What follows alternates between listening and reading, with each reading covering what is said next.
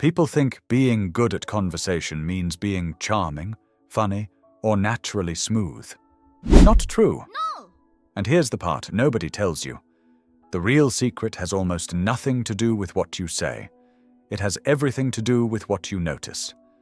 But, and this is where most people completely fall apart, there's a specific way to turn what you notice into effortless conversation fuel. Do it right, and people open up instantly. Do it wrong, and the interaction dies before it even begins. Let me show you what I mean. Imagine you're at a networking event, or a coffee shop, or a party where you barely know anyone. Someone is standing close enough for you to start a conversation, and you know you should say something. But your mind turns into a blank sheet of paper, so you default to the emergency scripts. How's your day? What do you do? These lines are the social equivalent of unsalted popcorn, bland, forgettable, and guaranteed to shut everything down. They give you one-word answers. You both fall into awkward silence, and you walk away thinking, maybe I'm just bad at this. But that's not what's happening. Not even close. Here's the real reason your conversations fall flat. You're treating the person in front of you like a machine that needs the right input command. You're not connecting with a human being. You're executing a social algorithm. Meanwhile, the people around you who look confident and charismatic aren't running secret scripts. They're not born with a magical personality trait. They're doing something completely different. Something so simple that once you understand it, everything about socializing becomes easier. But before we get into that, you need to understand why your entire approach collapses from the start. Generic questions force the other person to do all the work. They have to think of an interesting answer, worry about how it sounds, and then carry the conversation forward. It's draining. It's pressure. And pressure makes people shut down. But then I stumbled onto a shift so small and so powerful that I didn't believe it at first. Watch what happens when you stop asking questions and start making observations. Instead of saying, "What are you reading?"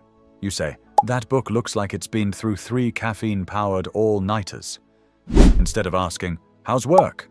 you say, "You have the same face I get after surviving a Monday morning meeting." These lines work because they remove pressure and add curiosity. You're not asking them to perform. You're simply noticing something and sharing your perspective. They can choose to expand on it or not without feeling like they're being interrogated. But most people still manage to mess this up. Why? Because they make observations that are technically observations, but practically useless. Nice weather today. Cool shirt. These are the social equivalent of white noise. They don't spark curiosity, imagination, or emotion. They don't invite the other person into a story. And that's the key word. Story. The difference between a magnetic observation and a conversation killer comes down to 3 elements. Specificity. Slight exaggeration. Implied story. Let's break them down. Specificity means noticing a detail that most people would overlook. Not nice backpack, but that backpack gives off, "I've traveled through at least 3 airports and survived" energy. Slight exaggeration gives your observation personality. Not "you look tired," but "you look like someone who found out their coffee was secretly decaf." It's dramatic enough to be fun, but grounded enough to feel real. Implied story communicates that there's more behind what you're seeing. Not "that laptop is old," but "that laptop looks like it's been through some wild adventures." You're gently suggesting that the person has a story and inviting them to share it. But the real magic happens when you combine all 3. Suddenly, your observations aren't comments. They're conversational magnets. They're invitations. They're tiny cliffhangers. And people can't resist filling in the blanks. Now here's where things get really interesting. Once you understand how to make a single magnetic observation, you can layer them to create conversations that flow naturally. Picture this. You see someone holding 3 books from completely different genres. You say, "That is either the most chaotic reading list I've ever seen, or you're buying gifts for people with wildly different personalities." They laugh. They tell you they're buying for family members. You follow with, So you're either incredibly thoughtful or trying to secure favorite family member status. Now you're not small talking. You're building a playful dynamic that feels spontaneous. And it works in professional settings too. Instead of asking, "How's the project going?" try. You have the expression of someone either solving a puzzle or plotting a villain origin story. Appropriate, light, memorable. The moment you start thinking this way, you'll see opportunities everywhere. But there's one final technique, the most powerful one, that ties everything together. The 3-word conversation starter that works almost every time. The phrase is, "I bet that." Watch what happens. "I bet that coffee saved your entire morning." "I bet that book has a story behind it." "I bet that presentation didn't go exactly the way you planned." These 3 words do 3 things instantly. They make an observation.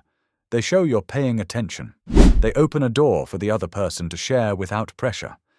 But here's the real strength of this phrase. It forces your brain to look for something interesting in the other person. You can't say, "I bet that," and then follow it with something boring. Your mind naturally hunts for something specific, slightly exaggerated, with a hint of story. And once you get into that mindset, conversations stop feeling forced. They start to feel natural, even fun. But there's one last thing. The most important shift of all. Your goal isn't to become a small talk expert. Your goal is to become someone who makes other people feel seen. When you master that, everything changes. People open up. People remember you. People want to keep talking to you. So the next time you're in a situation where conversation feels awkward or forced, remember this. You don't need to be interesting. You need to be interested. Notice one specific detail. Add a touch of playful exaggeration. Hint there's a story behind it. And start with, "I bet that." The conversation will unfold from there, naturally, effortlessly, and in a way that makes both of you feel like something real just happened. And that's the secret confident people use, even though it looks like magic from the outside.